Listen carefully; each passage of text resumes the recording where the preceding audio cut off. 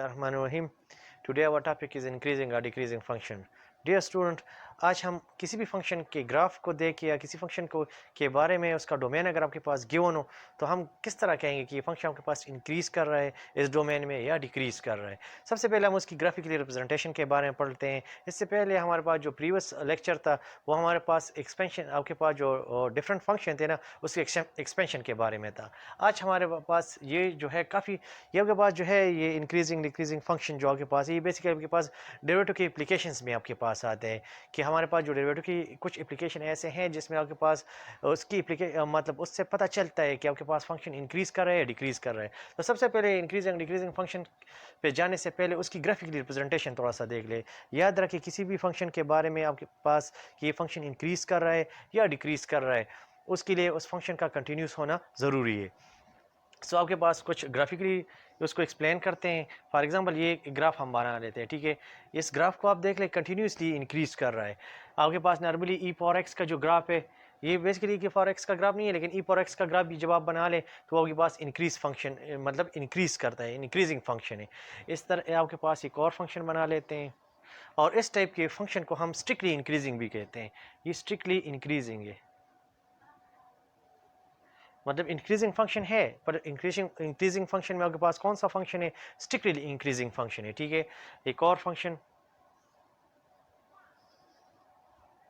ये आपके पास देखें, ये भी फंक्शन इंक्रीज कर रहा है लेकिन कुछ जगहों पे ये जाके रुक जाता है, ठीक है। तो इसको हम सिंपली इंक्रीजिंग फंक्शन कह सकते हैं, ठीक है। और ये जो आपके पास है ये स्ट्रिक्टली इंक्रीजिंग फंक्शन है।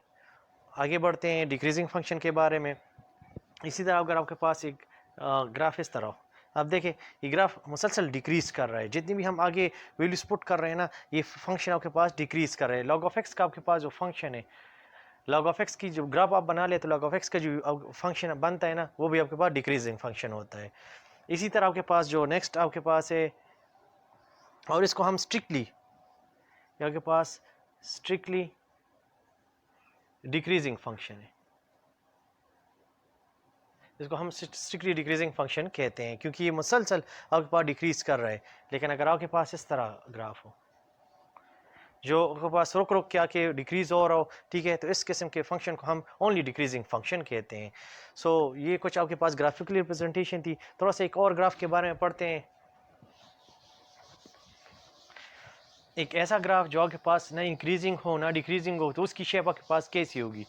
सो उसके बारे में थोड़ा सा जान लें। आपके पास साइन का ग्राफ या कास का आपके पास जो ग्राफ होता है, फॉर एग्जांपल साइन का ग्राफ अगर आप के पास हो तो साइन का ग्राफ आपके पास इस तरह होता है, ठीक है। इसमें आप देख लीजिए अगर इस पॉइंट से लेके इस पॉइंट तक हम इसकी बारे में बात करें तो ये किसी जगह पे आपके पास इंक्रीज हो रहा है, किसी जगह पे आपके पास डिक्रीज हो रहा है, ठीक है। तो ये जो आपके पास फंक्शन है ना ये इंक्रीजिंग फंक्शन है ना डिक्रीजिंग फंक्शन है। तो इसके बारे में हम कहेंगे नादर इट इज़ इंक्रीजिंग और decreasing in this given domain. अगर डोमेन इसका आपके पास यहाँ से लेके यहाँ तक हो तो कुछ फंक्शन ज़रूरी नहीं है कि फंक्शन कोई भी फंक्शन आपके पास हो तो वो उस डोमेन में आपके पास या तो इंक्रीज करे या डिक्रीज करे। इस तरह भी आपके पास ग्राफ बन सकते हैं जिस तरह इस साइन का जो ग्राफ है या आपके पास इस गिवन डोमेन में आपके पास क्या है ना इंक्रीज भी करे डिक्रीज भी करे। सो न इसको हम इंक्रीजिंग फंक्शन कह सकते हैं ना डिक्रीजिंग फंक्शन कह सकते हैं। आपके पास ग्राफिकल रिप्रेजेंटेशन के बाद आपके पास जो इंक्रीजिंग डिक्रीजिंग के आपके पास फंक्शन है, आपके पास फॉर एग्जांपल वैल्यूज हो x1 स्मॉल वैल्यू, फिर उससे ग्रेटर वैल्यू x2 हो, फिर उससे ग्रेटर वैल्यू x3 हो एंड सो ऑन xn तक आपके पास वैल्यूज हो। जिस तरह इसकी एग्जांपल इस तरह है, फॉर एग्जांपल फर्स्ट वैल्यू आपके पास 1 हो, फिर 2 आपके पास आ जाए, फिर 3 आ जाए और फिर आपके पास 10 आ जाए। मतलब ऐसा ऐसा वैल्यूज़ जो है वो इंक्रीज़ कर रही है, ठीक है। इसी तरह इन वैल्यूज़ को अगर हम गिवन फंक्शन में जिसके बारे में हम ये चेक करना चाहते हैं कि फंक्शन इंक्रीज़ कर रहा है या डिक्रीज़ कर रहा है, ये वैल्यूज़ उसमें पुट करते हैं। तो फर्स्ट वैल्यू पे इसकी जो वैल्यू आती है वो सेकंड वैल्यू जो सेकंड पे जो रिजल्ट आता है वो इससे या ग्रेटर होता है या इसकी इक्वल होता है। थर्ड का जो रिजल्ट होता है वो सेकंड के या इक्वल होता है या उससे ग्रेटर होता है। ऐसा ऐसा मतलब वैल्यू बढ़ भी रही है या आपके पास प्रीवियस वैल्यू की इक्वल भी आ रही है। तो इस टाइप की जो बिहेवियर आपके पास जो फंक्शन आपके पास मतलब लाई करता है, जिस फंक्शन में ये बिहेवियर लाई करता है उस फंक्शन को हम इंक्रीजिंग फंक्शन कहते हैं। इसी तरह अगर आपके पास वो वैल्यूज हम उसमें पुट कर ले लेकिन इक्वलिटी उसमें ना आए, बस डायरेक्टली जब हम ग्रेटर वैल्यू पुट करते हैं तो उस पर रिजल्ट भी ग्रेटर आता है, ठीक है। तो इस टाइप के फंक्शन को हम स्ट्रिक्टली इंक्रीजिंग फंक्शन कहते हैं। दोनों में सिर्फ डिफरेंस ये है कि आपके पास जो इंक्रीजिंग फंक्शन होता है उसको हम उसमें इक्वलिटी का साइन आता है, इसको मोनोटोनिकली इंक्रीजिंग भी कहते हैं या सिंपल इंक्रीजिंग फंक्शन भी कहते हैं। स्ट्रिक्टली इंक्रीजिंग में इक्वलिटी का साइन नहीं आता, ठीक है। ये स्ट्रिक्टली आपके पास इंक्रीज होता है, ग्रेटर वैल्यू पे ग्रेटर रिजल्ट देता है, ठीक है। इसी तरह सेम डिक्रीजिंग फंक्शन जो आपके पास है, अगर हम ग्रेटर वैल्यू पुट करेंगे तो रिजल्ट उसका स्मॉल आएगा, मतलब स्मॉल वैल्यू पे रिजल्ट इसका ग्रेटर आएगा, और जो ग्रेटर वैल्यू होती है ना उस पर उसका रिजल्ट स्मॉल होता जा रहा है, ठीक है। मतलब अगर हम x3 इसमें x3 आपके पास x2 से अगर ग्रेटर है और हम इसमें पुट कर दे तो उसका रिजल्ट आपके पास x2 से भी स्मॉल आएगा। मतलब जितनी बड़ी वैल्यू इसमें हम पुट करेंगे उतना ही रिजल्ट आपके पास माल होता जाएगा। इस टाइप की जो फंक्शन को हम क्या कहते हैं, डिक्रीजिंग फंक्शन कहते हैं या मोनोटोनिकली डिक्रीजिंग फंक्शन इसे कहते हैं, ठीक है। स्ट्रिक्टली इंक्रीजिंग डिक्रीजिंग फंक्शन कौन सा होता है, जितनी भी आप ग्रेटर वैल्यू पुट करोगे उतना ही उसका रिजल्ट मतलब स्मॉल होता जाता है। इसमें इक्वलिटी का आपके पास वैल्यू नहीं, मतलब इक्वलिटी के चांसेस नहीं होते कि आपके पास जो इक्वलिटी की मतलब एक वैल्यू दूसरी वैल्यू की इक्वल है। जिस तरह आपके पास सिंपल मोनोटोनिकली इंक्रीजिंग फंक्शन या डिक्रीजिंग फंक्शन में आपके पास इक्वलिटी का साइन आता है, इसमें इक्वल आने के चांसेस नहीं होते, बल्कि जितने भी ग्रेटर वैल्यू आप पुट करोगे उतना ही फंक्शन का रिजल्ट स्मॉल होता जाएगा। इस टाइप के फंक्शन को हम स्ट्रिक्टली डिक्रीजिंग फंक्शन कहते हैं। सो ये भी आपके पास इस तरीके से भी आप फंक्शन की इंक्रीजमेंट और डिक्रीजमेंट के बारे में चेक कर सकते हो कि फंक्शन आपके पास गिवन डोमेन में इंक्रीज कर रहा है या डिक्रीज कर रहा है। नाउ डियर स्टूडेंट, अब हम डेरिवेटिव को यूज़ करके हम ये चेक करेंगे कि फंक्शन आपके पास इंक्रीज कर रहा है गिवन इंटरवल में या डिक्रीज कर रहा है। सो यूजिंग डेरिवेटिव को यूज़ करके हम फंक्शन को चेक करते हैं। तो उसके लिए फंक्शन का कंटिन्यूस होना ज़रूरी है। उस गिवन इंटरवल में आपके पास जो अभी जिस इंटरवल में भी आप उसकी किसी फंक्शन के इंक्रीजमेंट या डिक्रीजमेंट के बारे में चेक करना चाहते हो उसमें ये फंक्शन कंटिन्यूस होना चाहिए, उसमें डिसकंटिन्यूटी नहीं आनी चाहिए।